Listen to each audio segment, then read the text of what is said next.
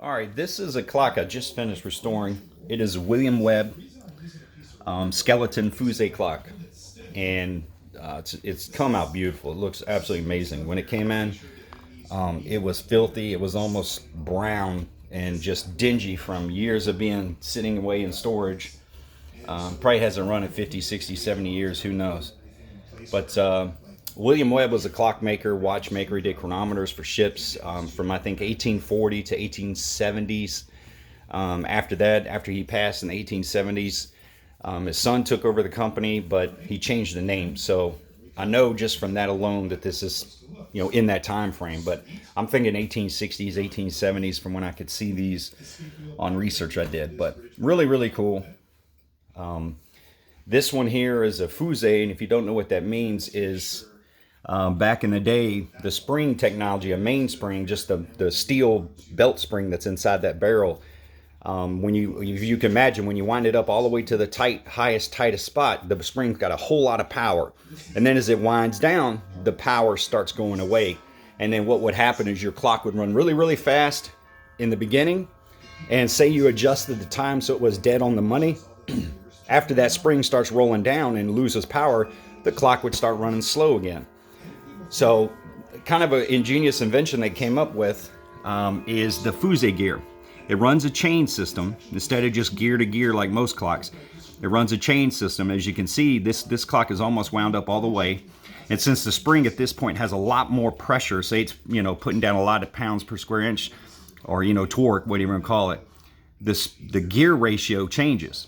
And you see right now it's a really, really small gear, so it's a lot less torque being put on the actual clock mechanism.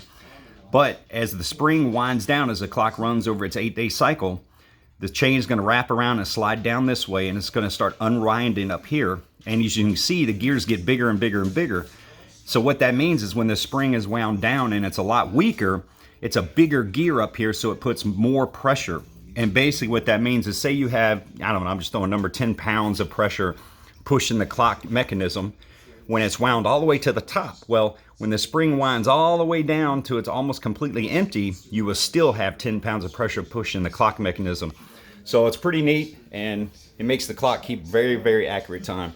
It's been running for about a day now. I've adjusted a little bit, but it is probably within about 5 or 10 seconds. So unfortunately, this one isn't for my personal clock. I'm doing this for a local antique store here in Gloucester, Virginia. And one thing I can say about this gentleman who owns this antique store is that a lot of these antique stores or dealers, they'll buy an old clock, they'll put an extremely high price on them, and they'll sell them to somebody saying, I don't know if it runs, condition unknown. They'll pay a lot of money for it and then find a clockmaker, someone like me who needs to do the repairs, and the repairs will be extremely expensive. And people get a bad taste in their mouth and they're upset, like, oh my God, I'm never buying an old clock again. The one thing I can say about this gentleman here is he gets these clocks in. He's got a couple other gentlemen that work on them. I'd help him when I can. And we fix them, get them working, and make sure they're running correctly. And then we sell them. So that makes a lot better experience for customers, especially somebody who may not have ever been interested in antique clocks. They'll get one, they'll love it. It'll start, a new collection or new hobby for them. And they'll have a great experience. I think the worst part nowadays is people buy a clock that's not working. They're told it works. They get it home. They can't get it to work. It needs a lot of work. They take it to somebody, and it's a fortune to get it fixed. So they're like, oh my God, I got ripped off, and they never want to mess with an old clock again. So always try to make sure you actually have somebody who's servicing them. Or if you know it needs to be serviced, just keep that in the back of your mind when you're paying for these things, because it can be considerable. This clock here, I think I have about 24 hours of time on it, plus parts. So you can imagine it adds up pretty quick. I do this for the fun. It's just a hobby of mine. But it's a lot of work, and it's a lot more than most people realize. But after all that work I put into it, 20-something hours, this clock will probably run another 200 years with no issues, as long as it's maintained and kept with new oil and gets cleaned every when it needs it.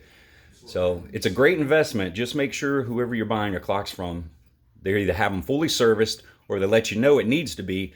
And you can call around a lot of times to get an idea what it will cost.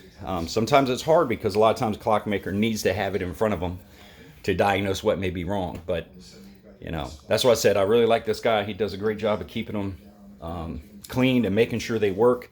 And that way, you know, when you have a clock, you better take it home, set it up, and enjoy it for generations.